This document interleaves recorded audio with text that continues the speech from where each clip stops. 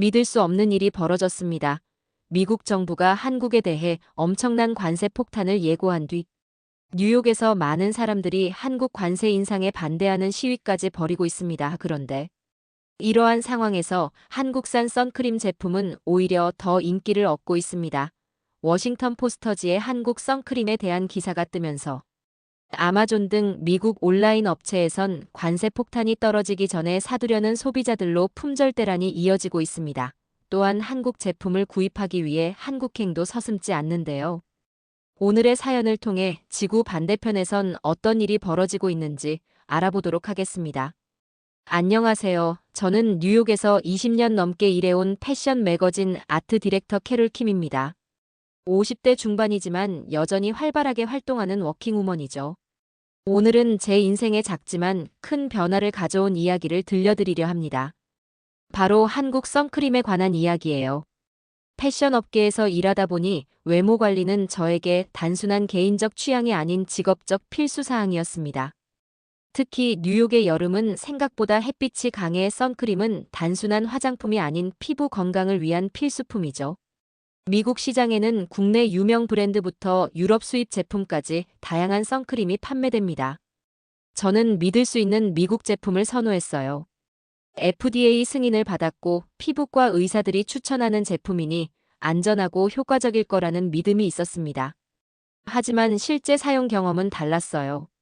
어느 정도 자외선 차단 효과는 있었지만 사용감이 너무 불편했죠. 백탁 현상은 기본이고 피부에 흡수되지 않아 끈적임이 오래 지속됐습니다. 더 심각한 문제는 보습제나 메이크업과 함께 사용할 때 들뜨거나 밀리는 현상이었어요. 패션지 촬영장이나 중요한 미팅에서 이런 모습은 전문가적 인상을 해치는 요소였습니다. 이 불편함을 왜 계속 감수해야 하지? 점점 의문이 들었어요. 기술 선진국인 미국에서 더 나은 제품을 만들 수 없는 걸까요? 아니면 제가 잘못된 제품을 고집하고 있는 걸까요? 어느 날 아침 거울 앞에서 또다시 선크림이 잘 발리지 않아 고생하다가 짜증이 폭발했습니다. 하얀 자국은 지워지지 않고 시간은 점점 부족해졌죠. 결국 그날 중요한 편집 회의에 약간 지각했어요. 그리고 회의 도중 불편한 느낌을 계속 의식하면서 이대로는 안 되겠다고 결심했습니다. 2024년 초 우연히 레딧이라는 인터넷 커뮤니티에서 한국 선크림에 관한 토론을 발견했어요. 참여자들 대부분이 한국 제품의 우수한 사용감과 기능성에 극찬을 보내고 있었죠. 처음에는 당연히 의심이 들었습니다. 화장품 하면 프랑스나 미국을 떠올리는 게 자연스러웠고 한국 제품에 대한 선입견도 있었으니까요. 하지만 수백 개의 리뷰가 모두 일관된 메시지를 전달하고 있었어요. 한국 선크림은 기술적으로 월등하다. 다시는 미국 선크림으로 돌아갈 수 없다. 특히 저와 비슷한 연령대 여성들의 리뷰도 많았습니다. 화장품에 대해 까다로운 소비자들이 이렇게 확신에 찬 평가를 내리는 이유가 궁금했죠. 한 달간의 조사 끝에 특정 브랜드 제품을 직구로 주문했어요. 배송까지 2주가 걸렸지만 결과는 기다림을 충분히 보상해줬습니다. 첫 사용에서 가장 놀라웠던 건 제품의 질감이었어요. 미국 제품들이 대부분 두껍고 하얀 크림 형태였던 반면 한국 제품은 가볍고 투명한 젤 같은 질감이었죠. 피부에 바르자 즉시 흡수되면서 어떤 하얀 자국도 남기지 않았습니다. 특히 인상적이었던 건 피부가 끈적이지 않고 보송하게 마무리된다는 점이었어요. 아침 출근 준비 시간 욕실 거울 앞에 서서 처음으로 한국 선크림을 손바닥에 짜봤습니다. 투명한 액체가 손가락 사이로 흘러내릴 것 같아 당황했죠. 하지만 얼굴에 바르자 마법처럼 스며들었어요. 다시 거울을 봤을 때 제 표정은 완전히 놀라움으로 가득 차 있었습니다. 이게 정말 선크림이 맞나? 제품 설명서를 다시 읽어봤죠. 그렇습니다. SPF 50, PA라는 최고 수준의 자외선 차단 지수를 갖추고 있었어요. 제품 하나를 바꿨을 뿐인데 일상생활에 여러 변화가 생기기 시작했습니다. 가장 먼저 체감한 건 시간 절약이었어요. 이전에는 선크림을 바르고 흡수될 때까지 기다려야 했지만 이제는 바른 즉시 다음 단계로 넘어갈 수 있었죠. 출근 준비 시간이 10분 이상 단축됐습니다. 다음으로 피부 상태가 개선됐어요. 미국 제품 사용 시 경험했던 미세한 자극과 발진이 사라졌죠. 피부과 의사와 상담에서도 이전 제품의 특정 성분이 당신 피부와 맞지 않았을 가능성이 높습니다라는 진단을 받았어요. 가장 중요한 변화는 심리적인 부분이었습니다. 피부 컨디션이 안정되면서 자연스럽게 자신감이 향상됐죠. 촬영 현장에서도 메이크업이 밀리거나 번들거릴 걱정 없이 내용에 집중할 수 있었어요. 어느 날 패션 편집장 다이앤이 회의 후 커피를 마시며 말을 건넸습니다. 요즘 뭔가 달라 보이네요. 새로운 스킨케어 루틴이라도 시작했나요? 저는 웃으며 대답했죠. 선크림만 바꿨을 뿐이에요. 다이앤은 놀란 표정을 지었습니다. 선크림이요? 그게 이렇게 차이가 나나요? 미국 제품이 괜찮다고 느꼈던 건 사실 익숙함이 만든 착각이었습니다. 더 나은 대안을 경험해보지 못했기 때문에 불편함을 당연하게 받아들이고 있었던 거죠. 한국 제품은 단순히 증상을 완화하는 게 아니라 불편함의 원인을 근본적으로 해결해주는 접근법이었어요. 저는 그날 저녁 거울을 보며 생각했습니다. 내가 지금까지 당연하게 여겼던 것들에 대해 다시 생각해 볼 필요가 있겠구나. 선크림 하나가 바꾼 건 피부만이 아니었죠. 고정관념에 대한 저의 태도였습니다. 약 6개월 동안 만족스럽게 제품을 사용하던 중 이상한 현상이 발생했어요. 재구매를 위해 아마존에 접속했을 때 일시 품절 상태를 발견한 겁니다. 다른 온라인 쇼핑몰도 마찬가지였죠. 조사해보니 미국 전역에서 한국 선크림 품절 사태가 벌어지고 있었습니다. 레딧, 틱톡, 인스타그램 같은 소셜 미디어에서는 재고가 있는 판매처를 공유하는 게시물이 넘쳐났어요. 실제 레딧의 한 사용자는 이렇게 적었죠. 뉴욕, LA, 시카고 매장을 모두 돌아봤지만 품절입니다. 마지막 남은 2개를 온라인으로 겨우 구했어요. 누구 아는 판매처 있으신가요? 또 다른 사용자는 한국 친구에게 부탁해서 직구했습니다. 배송비가 제품 가격보다 비싸지만 어쩔 수 없네요. 이 제품 없이는 못 살아요. 라고 적었고요. 마치 희귀한 물건을 찾는 보물찾기 같았습니다. 더 놀라운 사실은 미국과 한국 간의 무역 정책 변화가 영향을 미치고 있다는 점이었어요. 트럼프 행정부 시절 도입된 특정 수입품에 대한 관세 정책으로 인해 한국산 화장품 가격 인상 가능성이 제기되고 있었죠. 워싱턴 포스트가 미국을 강타한 한국 선크림 열풍과 관세 문제라는 기사를 실었고 이 소식이 퍼지면서 선크림 사재기 현상까지 발생했습니다. 기사는 현상의 중심에 있는 소비자들의 목소리를 담고 있었어요. 저도 익명으로 인터뷰에 응했죠. 한국 선크림은 단순한 제품 차이가 아닌 기술적 격차를 보여줍니다라는 제 말이 인용되기도 했어요. 이 기사가 나간 다음 날 남은 재고마저 모두 소진되었습니다. 어느 날 점심시간 같은 회사 마케팅 부서의 수석 디렉터 리사가 제게 다가왔습니다. 리사는 평소 미국 브랜드를 신봉하는 사람이었어요. 듣자 하니 캐롤이 한국 선크림 전문가라면서요? 워싱턴 포스트 기사도 봤어요. 약간 조롱하는 듯한 말투였죠. 저는 침착하게 대답했습니다. 전문가까진 아니고요. 사용해본 사람일 뿐입니다. 리사는 고개를 젓더니 말했어요. 이해가 안 됩니다. 품질 검증도 안 된 외국 제품을 왜들 그렇게 찾는 건지. 그때 저는 리사에게 중요한 사실을 알려줬습니다. 미국은 선크림을 의약품으로 분류하고 있어요. FDA가 새로운 자외선 차단 성분 승인을 거의 20년간 하지 않았습니다. 반면 한국을 포함한 아시아와 유럽은 지속적으로 새로운 기술을 도입하고 있죠. 차이가 여기서 납니다. 리사는 제가 공유한 정보를 바탕으로 마지막 남은 온라인 재고를 구매했어요. 일주일 후 사무실에서 그녀를 마주쳤을 때 리사의 태도는 완전히 달라져 있었습니다. 정말 미안해요. 제가 잘못 판단했네요. 리사가 솔직하게 말했어요. 처음엔 단순히 마케팅에 속은 줄 알았는데 직접 써보니 확실히 다르더군요. 이건 기술의 차이입니다. 저는 미소를 지었죠. 처음엔 저도 의심했어요. 하지만 직접 경험해보면 알게 됩니다. 리사뿐만이 아니었습니다.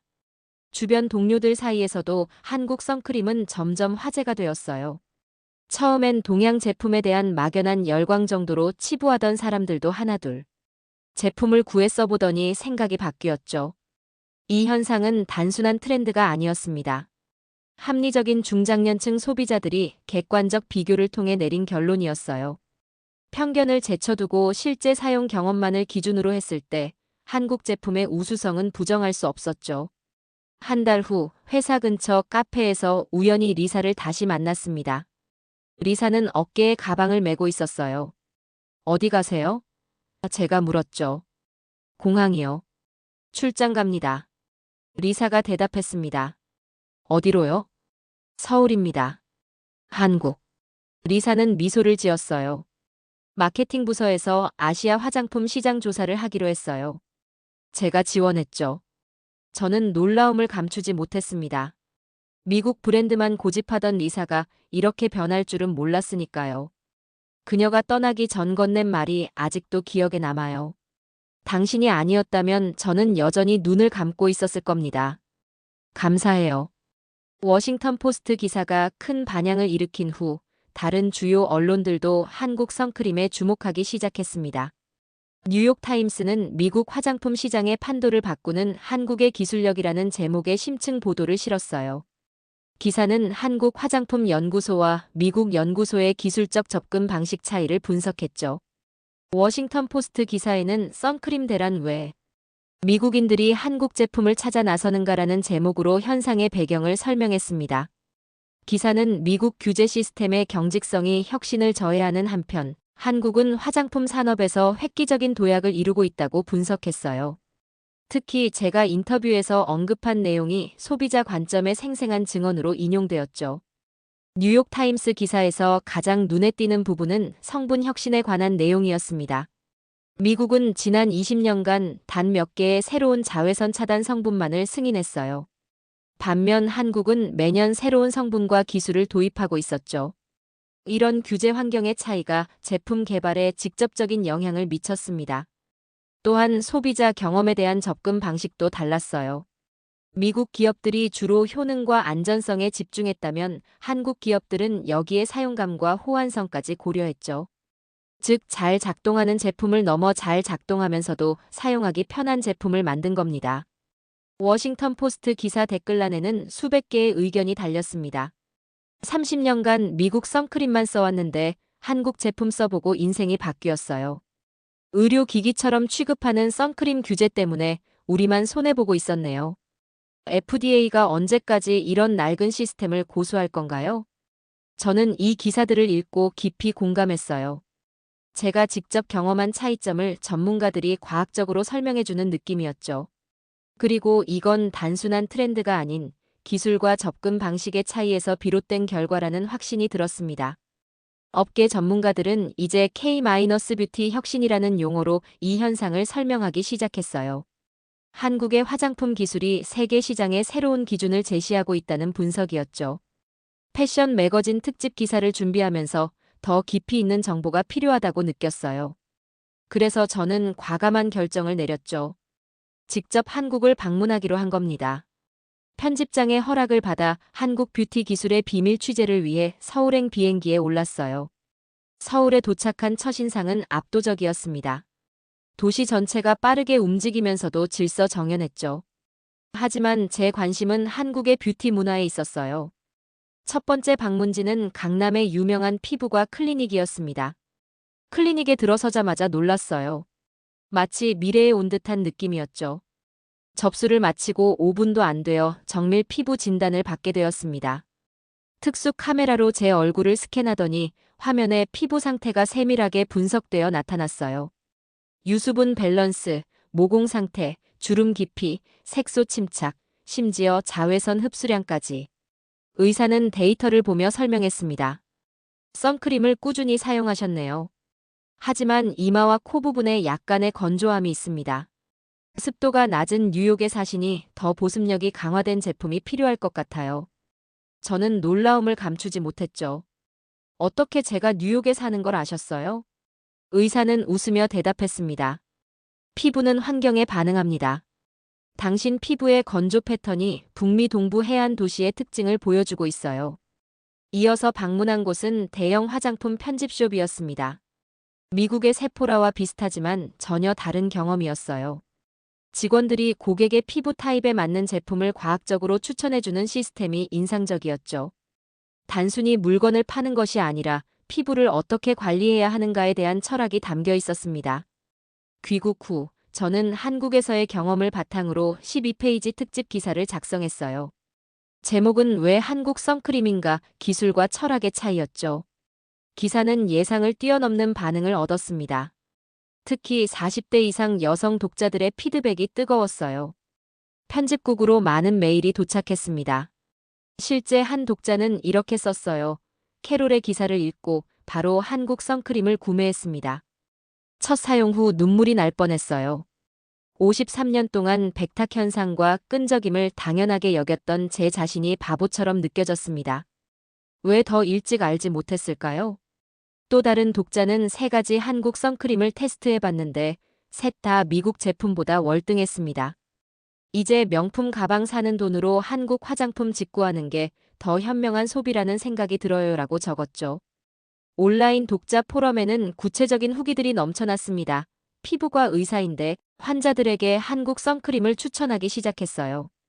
특히 민감성 피부에 효과적입니다. 65세 남성입니다.